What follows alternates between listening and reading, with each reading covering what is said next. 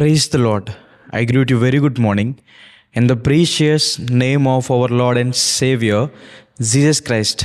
మన ప్రభువును రక్షకుడైన యేసుక్రీస్తు నామంలో మీ అందరికీ శుభాలు తెలియజేస్తున్నాను. ఎలా ఉన్నారు? మీరంతా బాగున్నారా? ఈరోజు దేవుని వాగ్దానం ధ్యానం చేద్దాం. నీతిమంతులు ఆశించినది వారికి దొరుకును. హల్లెలూయా. బైబిల్ సెలవిస్తుంది, దేవుడు చూడగా ఏ ఒక్కరూ నీతిమంతులు లేరని. అయితే ఎవరైతే క్రీస్తు ప్రభువారి దగ్గరికి వచ్చి వారి పాపాలు ఒప్పుకొని వాటిని విడిచిపెడతారో దేవుడు వారిని నీతిమంతులుగా తీర్చుతారు. నీతిమంతులు ఆశించింది వారికి దొరుకుతుంది.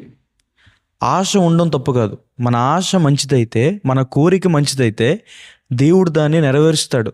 హన్నా గారికి ఉన్న ఆశ గర్భఫలం, సంతానం. దేవుడు అది ఆమెకు అనుగ్రహించారు. నెహెమ్యా గారికి యెరూషలేము ప్రాకారం కట్టించాలని దేవుడు అది నెరవేర్చారు. యాకోబు గారికి ఆశీర్వాదం కావాలని, సమాధానం కావాలని దేవుడు ఆశను తీర్చారు. అలిసి ఉన్న వారి ఆశను దేవుడు తృప్తిపరుస్తారు. వివాహం కోసమో, ఇల్లు కట్టుకోవడం కోసమో, లేదా అప్పుల బాధల నుంచి బయటికి రావడం కోసమో, అనారోగ్య విషయంలో స్వస్థత కోసమో ఎన్నో సంవత్సరాల నుంచి ఎదురు చూస్తున్నారా? దేవుని మీద ఆశ పెట్టుకున్నారా? మీ ఆశ భంగం కానేరదు. దేవుడు ఖచ్చితంగా మీకు సహాయం చేస్తారు. మీ ఆశను దేవుడు తీరుస్తాడు. 12 సంవత్సరాల నుంచి అనారోగ్యంతో అనేక మంది డాక్టర్స్ దగ్గరికి వెళ్ళి తిప్పలు పడిన స్త్రీ విశ్వాసంతో క్రీస్తు ప్రభువారు వస్త్రపు చెంగును ముట్టుకోగానే ఆమెకు స్వస్థత కలిగింది.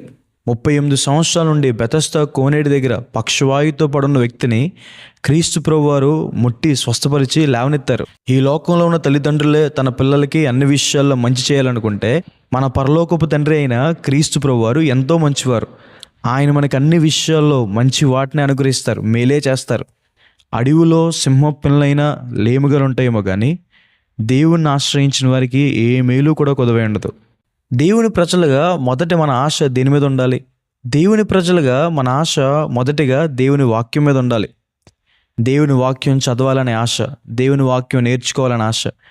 ఎందుకంటే దేవుని వాక్యం అంటే దేవుని మాట. దేవుడు తన వాక్యం ద్వారా మనతో మాట్లాడతారు. దేవుని వాక్యం మనల్ని ఆదరిస్తుంది. దేవుని వాక్యం మనల్ని బాగు చేస్తుంది. దేవుని వాక్యం మన జీవితాన్ని కడుతుంది. కెరియర్ బిల్డింగ్ కోసం ఎన్నో పుస్తకాలు చదువుతాం కానీ మన క్యారెక్టర్ని బిల్డ్ చేసేది దేవుని వాక్యం. దేవుని మందిరం అంటే మనకు ఆశ ఉండాలని.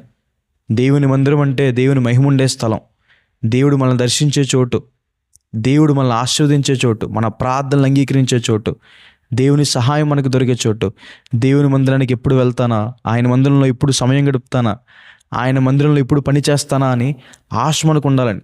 దేవుని మందిరాన్ని ఎంతో ప్రేమించిన దావీదు గారు కానీ, సమూయేలు గారిని కానీ దేవుడు ఎంతో అభివృద్ధిపరిచారు, ఉన్నతమైన స్థలాలు నిలబెట్టారు. కాబట్టి ఈ వాగ్దానం విశ్వసించండి. మీరు ఏ విషయంలో ఆశపడుతున్నారో దేవుడు మీ ఆశ నెరవేరుస్తారు.